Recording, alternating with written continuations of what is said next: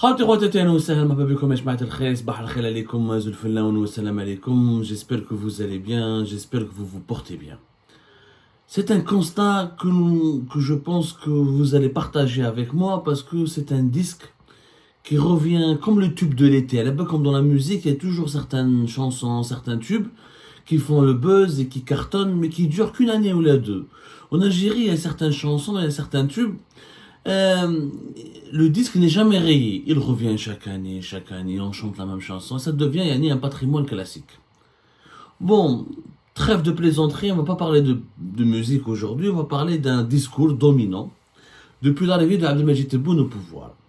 Et ce discours dominant dévoile, à mon avis, une obsession personnelle que développe Abdelmajid Tebboune en tant que chef d'État. Il n'arrive pas à oublier ou à surmonter sa condition personnelle pour penser d'abord à l'intérêt général du pays, pour se projeter pour le futur du pays.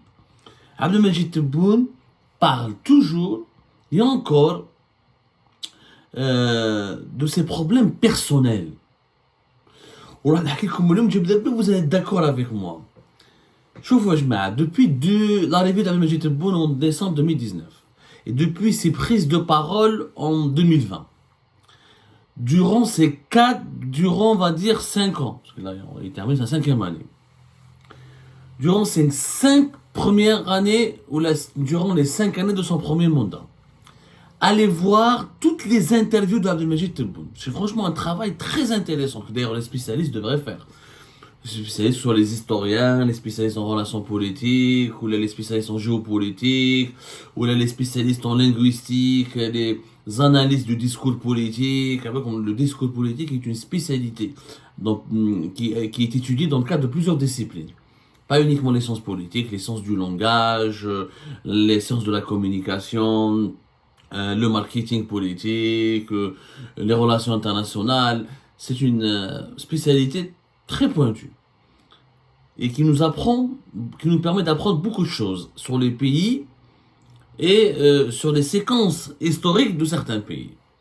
Abdelmajid Tebboune, toutes les interviews, tous ses discours, toutes ses interventions durant ces 5 dernières années, il n'y a pas une intervention ou un discours où il n'a pas prononcé le mot Isaba, où il n'a pas fait des critiques à ses prédécesseurs, où il n'a pas fait des allusions aux oligarques de l'époque de Bouteflika, à l'entourage au clan de Bouteflika, en les accusant de tous les maux de la terre, en les accusant toujours d'être à l'origine des malheurs de l'Algérie, et en les accusant d'être la pire mafia qui puisse exister sur terre.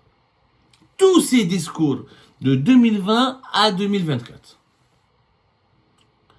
ما كاش un discours وين Abdelmajid Tebboune a oublié la عصابة من il fait allusion à les Haddad, les Kouninef, Saïd Bouteflika, le clan Bouteflika. شفنا le 1er mai dernier, son dernier discours est une illustration de cette obsession pour le passé.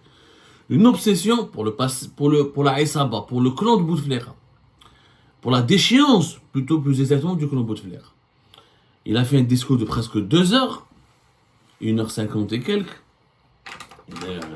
Il a été republié intégralement par les services de la présidence de la République.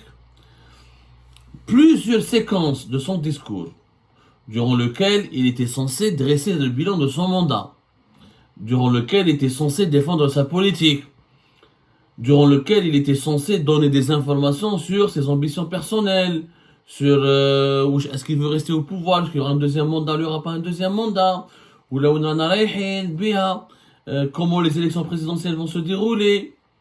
Et à plusieurs reprises, au lieu de s'occuper de l'avenir, M. Abdelmajid Tebboune ne parle que du passé et des problèmes de la Isaba et du clan de Bouteflika.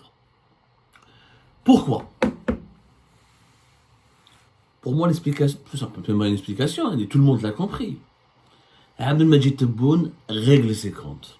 Avec Abdelmajid Tebboune, nous avons appris les travers ou les vices ou les conséquences préjudiciables du règlement de compte. Il est dans une logique de règlement de compte en permanence. Le Ken Abdelmajid Tebboune parlait uniquement en 2020 du clan de Bouteflika, de Ali Haddad, des oligarques, ça peut se comprendre. Il venait d'être élu comme président. Il était obligé d'expliquer la mauvaise situation du pays par les erreurs du passé, par les bêtises, les dérives du clan qui était au pouvoir et qui l'a précédé. Ça peut se comprendre. Si Tebboune continue de diaboliser et d'attaquer ses prédécesseurs et le clan Bouteflika et les oligarques du passé ou du régime Bouteflika en 2021, ça peut encore se comprendre, c'est sa deuxième année, sa réélection est encore fraîche et il a envie de régler ses comptes, il a eu des problèmes personnels avec Ali Haddad, avec les Kouninef, avec Saïd Bouteflika et les autres, ça peut se comprendre, c'était ses ennemis, ils lui ont voulu du mal, lui aussi il leur voulait du mal, il était, on peut dire qu'il veut solder définitivement son conflit personnel. Mais au bout de la troisième, de la quatrième et de la cinquième année, nous avons un chef d'État qui est toujours obsédé par ses règlements de compte avec ses ennemis d'hier. Là, ça devient très dangereux. D'abord, ça prouve que le monsieur a été marqué psychologiquement, parce que Tebboune, il est marqué psychologiquement, parce qu'il lui est arrivé en 2017. Abdelmajid Tebboune, quand il critique le régime Bouteflika, il oublie qu'il en était l'un de ses piliers.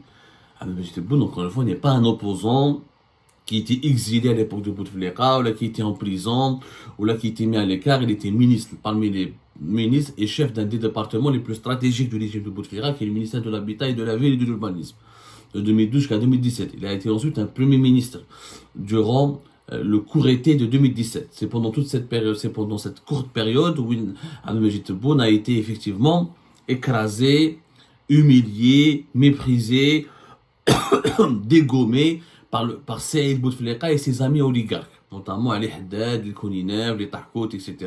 Le club des oligarques avec Saïd Bouteflika ont fait barrage aux ambitions politiques de Abdelmajid Tebboune, qui déjà en 2017 se voyait comme l'un des successeurs potentiels et naturels de Abdelaziz Bouteflika pour les élections présidentielles de 2019.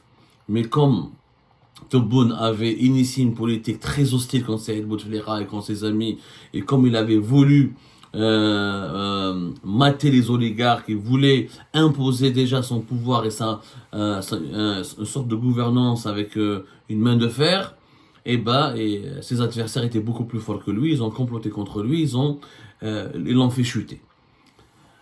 Ensuite, vous connaissez un peu l'histoire, Khaled Tebboune, l'un de ses fils, a été arrêté et emprisonné à partir de juin 2018 dans le cadre de l'affaire d'Akam Bouchi, le promoteur immobilier, l'un des plus richissimes promoteurs immobiliers à l'époque, et qui était le principal suspect du scandale le fameux scandale, le célèbre scandale de la cocaïne du port d'Oran d'un mai 2018. Un scandale qui n'a toujours pas été traité par la justice et dont les mystères et les dessous n'ont toujours pas pu être éclaircis, ni révélés, ni expliqués, ni décryptés, ni quoi que ce soit.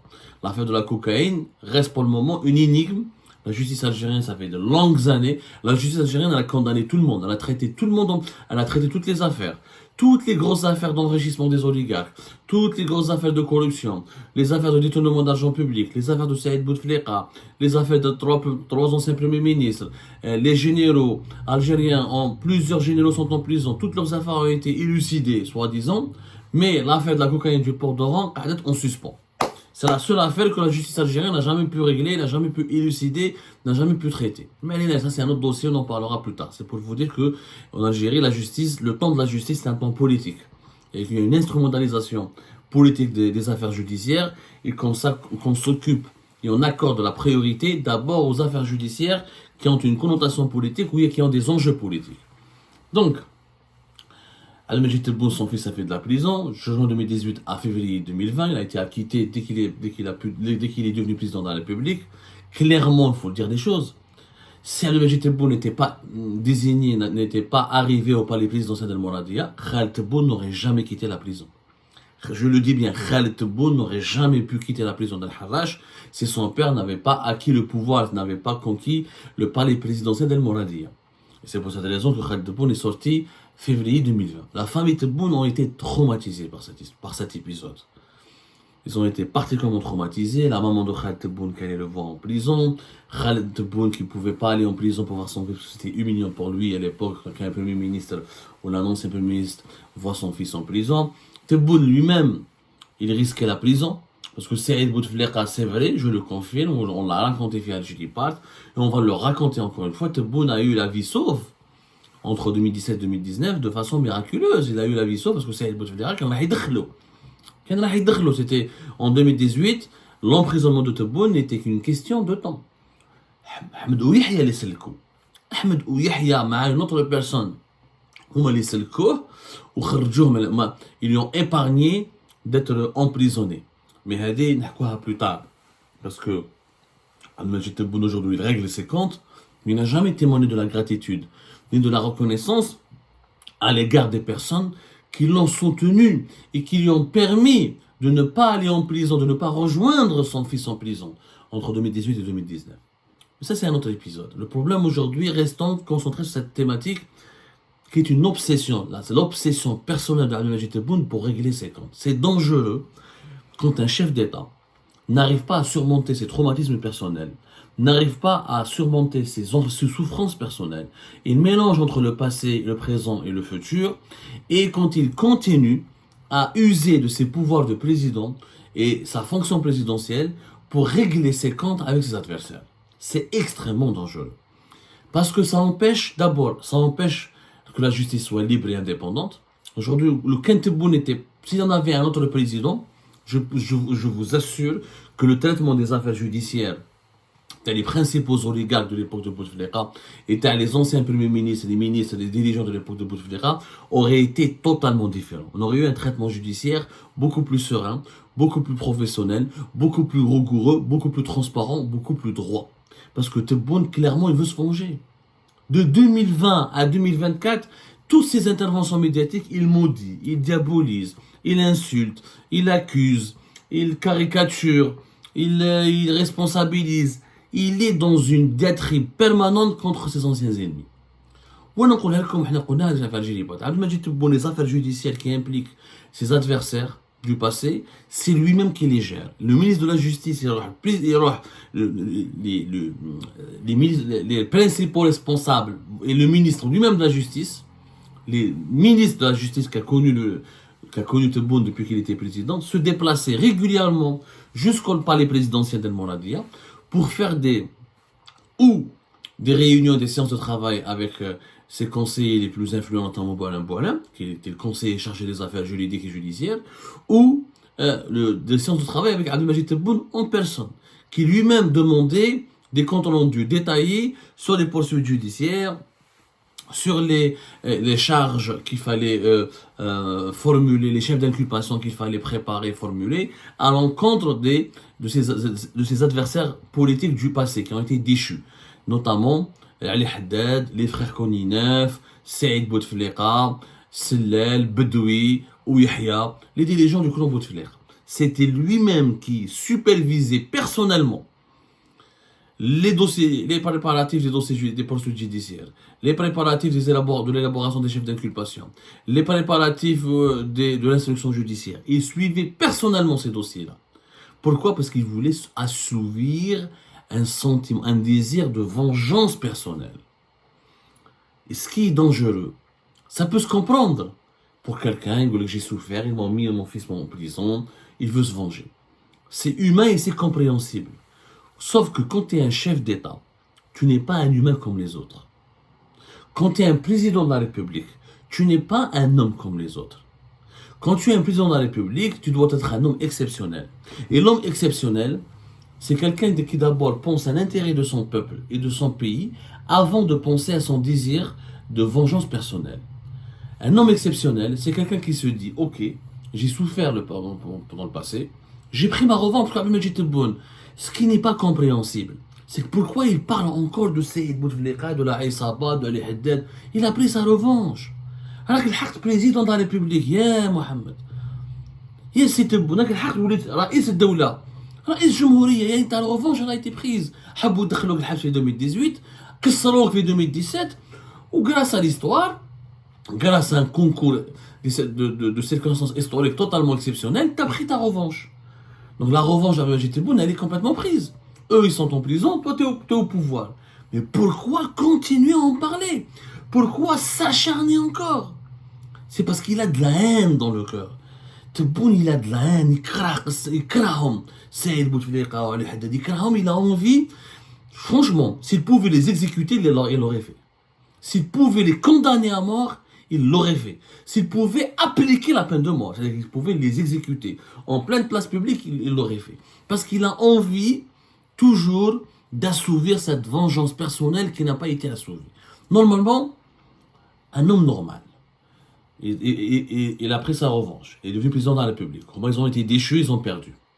Rien que cela, normalement, khlas, tu sors seigneur, l'histoire retiendra que c'est toi qui as gagné, c'est toi qui as gagné ton bras de fer, c'est toi qui as pris ta revanche, tu es devenu président. Au moins, ils ont été chassés du pouvoir. Mais non, il ne s'arrête pas là. Il les met en prison, il bâcle les poursuites judiciaires, il les condamne tous à des peines de prison et à des peines extrêmement lourdes.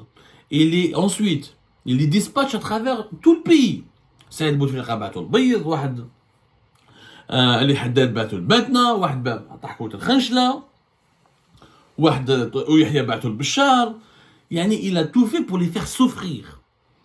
Al-Majid Tebboune ne s'est pas contenté de se venger. Il a infligé des souffrances.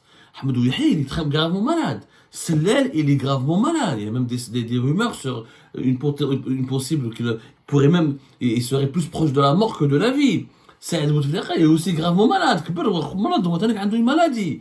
Ils sont tous malades. Ils les ont tous emprisonnés dans des conditions de détention extrêmement difficiles, dans des centres de détention extrêmement loin de leur famille, et dans des régions situées à des centaines de kilomètres de leur lieu de résidence, des lieux de résidence de leur famille. Donc leurs familles ne peuvent pas les voir quand ils veulent, leurs avocats ne peuvent pas les voir quand ils veulent. Et il y a un acharnement totalement méchant. C'est ça la vengeance. Al-Majid Tebboune ne cherche pas la justice. Il a fait de la vengeance. La justice, c'est quoi? Tu les as éjectés du pouvoir, tu les as condamnés, alors que sa famille sont tous à Alger. Tu obliges la femme de Saïd Bouteflika de parcourir une centaine de kilomètres, des centaines pour aller jusqu'à Al-Bayt. Tu obliges la famille de Ali Haddad, de la famille de Tadahkout, de parcourir des centaines de kilomètres. Pourquoi? Parce que tu as envie de les faire souffrir. Tu veux les mettre dans des conditions de détention humiliantes. Tebboune veut les humilier, les rabaisser, veut leur faire du mal. Il veut jouir, Al-Majid Tebboune, il jouit de la souffrance des anciens membres du régime de Bouteflika.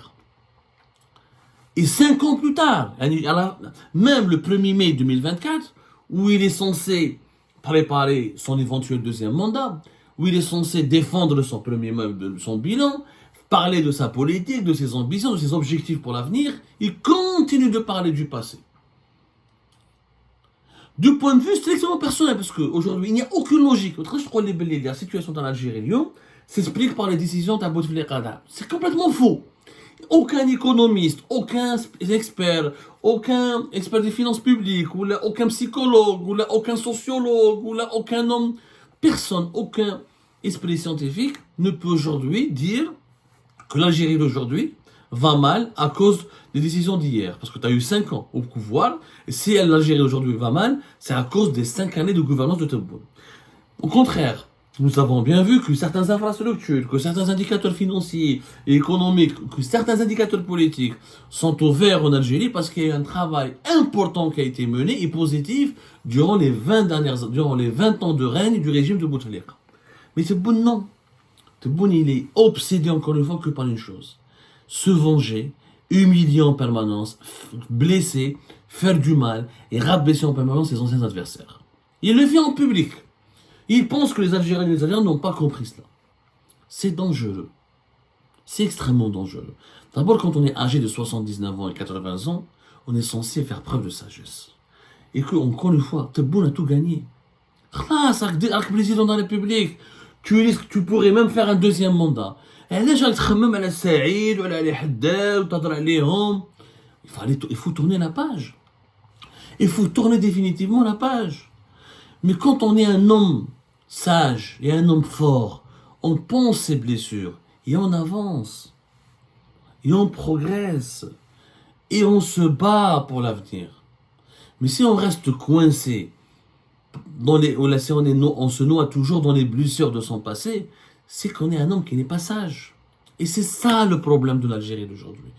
c'est que l'homme le plus fort du pays n'est pas capable de faire preuve de sagesse. Ouais, c'est ce qui me fait peur. Là, mais un problème personnel, alors j'aurais pu, si j'applique la logique de Tebboune, j'aurais pu lui en vouloir. Par exemple, ça fait 4 ans qu'ils ont pris en otage mes enfants. Donc demain, le 15 mai, je viens au pouvoir, je vais me venger contre Tebboune. Je vais dire, Tebboune, il a pris en otage. Et imaginez si je faisais, imaginons si je réfléchissais comme Tebboune. J'appliquais cette même logique. On m'a pris en otage mes enfants, on a pris en otage mes parents, on m'a chassé du pays, on m'a fait du mal, on m'a condamné à mort. Ce que moi on m'a fait par exemple, ce que le régime Tebboune a fait à Abdou Samad par exemple en tant que... Et c'est 100 fois pire que ce que le régime de Bouteflika a fait à Abdelmajid Tebboune. Si par demain, moi, je rentre dans mon pays, il y a un changement et j'occupe une fonction et j'arrive au pouvoir. Imaginez si je fais comme Abdelmajid Tebboune, je vais me venger contre Abdelmajid Tebboune. نروح نشوف لي مينيستر تبون نحطهم في الحبس ونحوس على ولاد تبون ونحوس على les amis de Tebboune.